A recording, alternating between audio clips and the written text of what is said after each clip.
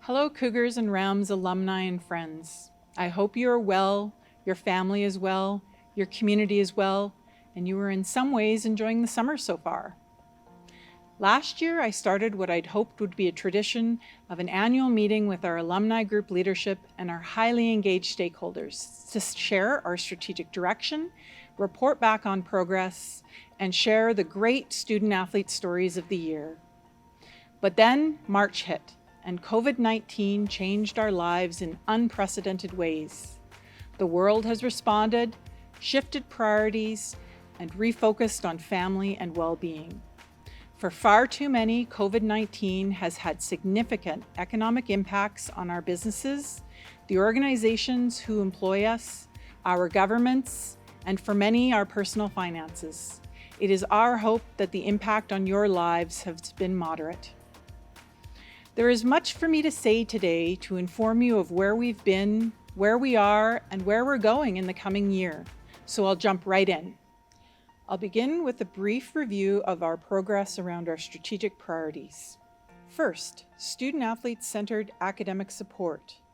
This year, we opened our student-athlete exclusive study room, and we continue to focus on building our scholarships to support our student-athletes. Second, coaching and staff professional development. We worked with Judy Riege from Own the Podium on emotional intelligence around leadership. Todd Johnson was Canada West Coach of the Year. Our third priority, strategic human resource development. We are in the process of hiring a multimedia coordinator, and we are doubling our support around eligibility and compliance. Fourth, growth of our athlete health and performance initiative. We are in the process of creating partnerships around mental health support for our student athletes. And we are in the process of creating an associate director position to help lead this important part of our programming.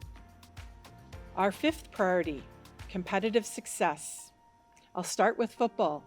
They had a record of 3-5, but they came off the strongest recruiting season in program history. And I'm excited to have Mark McConkey lead this team as our interim head coach. Women's soccer made playoffs. They battled the ever-strong University of Victoria to a scoreless game in playoffs, only to lose in a heartbreaking shootout by a goal. Cross country. At the Canada West Championships, the women's team finished 8th overall. The men's team finished 5th overall, thanks to an outstanding run in a snowstorm by Canada West Rookie of the Year Ron McLean, who finished 15th individually. Our basketball programs. Women's basketball finished with a record of 8-12. For sure, a rebuilding year combined with ongoing battle with injuries was reflected in their results.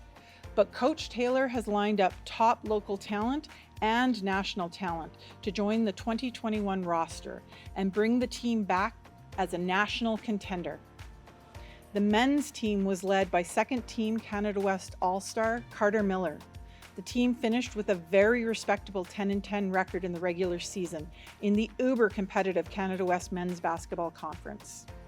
Led by the stellar goaltending of Jane Kish and Canada West All-Stars JC Magwood and Tamara McVannell, the women's team finished 5th place in the conference standings and qualified for the postseason for the 8th consecutive season.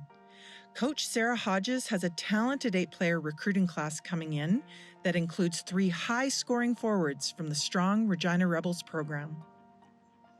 While the men ultimately fell just short of joining the women's team in the playoffs, the Cougars were the hottest team in the conference for the second half of the season, which resulted in Todd Johnson being named the Canada West Coach of the Year.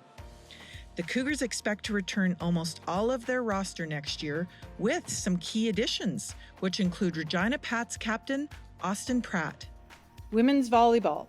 Similar to our women's basketball program, women's volleyball was in a rebuilding year, having graduated 3 starters, including All-Star Satomi Togawa. The Cougars expect to return everyone except for Diana Lambala and Christine Greaves next year, and they're bringing in a pair of local recruits along with great talent from Calgary. Swimming, an Olympic preparation year. the Cougars swim team had 7 medals at the Canada West Championship, led by Brian Palschuk, Etienne Paquin-Foisy, and Bree Cruikshanks. Palschuk then led the team with 2 more medals at the U Sports Championships. Track and field, an outstanding year by some young talent, set the tone for the season.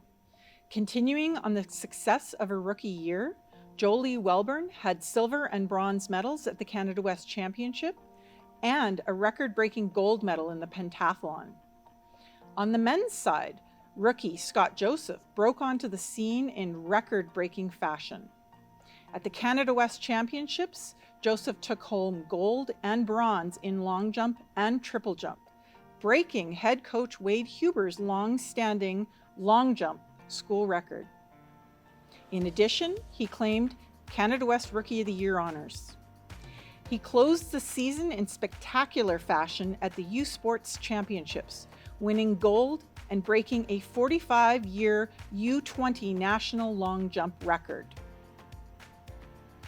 Our 6th strategic priority, mutual beneficial partnership development. We successfully found a donor to match a full-time assistant coaching position for our women's basketball program. And we found a corporate partner to help us with our mental health programming. 7th, and critically important, financial sustainability. The work we've done over the past few years has put us in a position to weather the economic impacts of this COVID storm. And finally, a culture of philanthropy. We now have in place 2 full-time fundraising officers who work with our teams identifying their gaps to success and identifying ways to fill those gaps with financial support.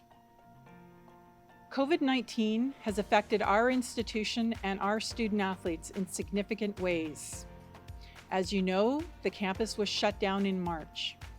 Classes were all moved online.